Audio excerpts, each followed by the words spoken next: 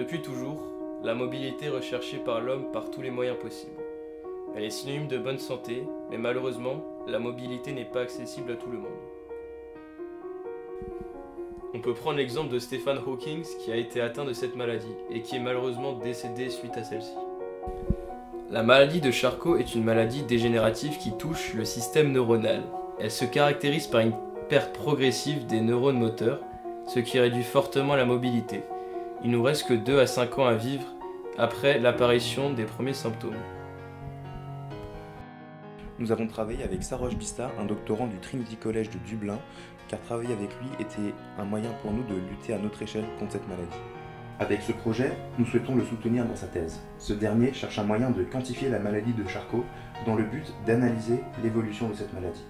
Nous avons donc pour objectif d'améliorer le système lié à l'acquisition des données musculaires.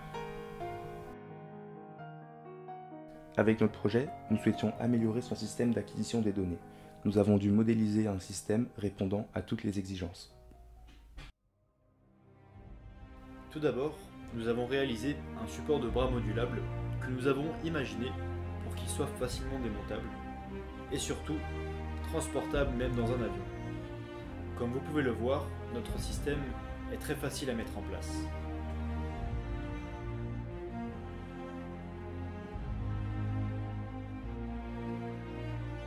Il fallait trouver un moyen d'acquérir la force de serrage, l'angle de rotation du poignet et la capacité du patient à soulever un objet.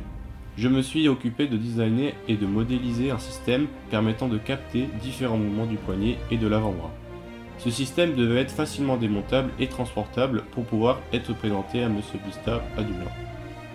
Dans le bloc force de ce système, on peut retrouver différents capteurs, comme un potentiomètre, 2 capteurs de force et un télémètre qui sont branchés en analogique à une carte Arduino. Afin d'acquérir les données, nous avons utilisé l'application LabVIEW, qui est donc une application de programmation graphique. Ainsi, à l'aide de LabVIEW, on peut voir les différentes valeurs données par les capteurs sur différents supports. Des jauges, des graphiques, des baromètres.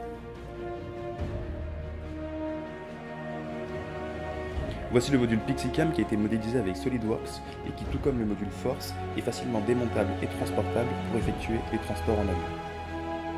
Vous pouvez voir ici l'atelier PixieCam qui nous permet de calculer l'angle de rotation du poignet du patient de façon non intrusive.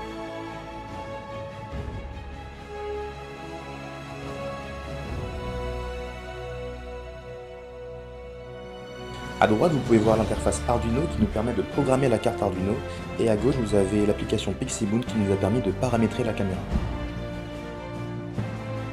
Nous avons maintenant le moniteur Arduino avec lequel nous recevons toutes les données ainsi que les valeurs d'angle.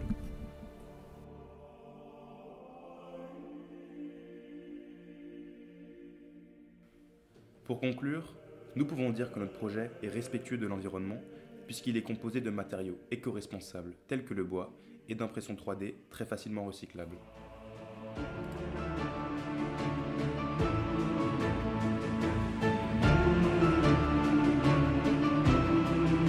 Moi, c'est Nathan. Moi, c'est Arthur. Et moi, c'est Gaspard.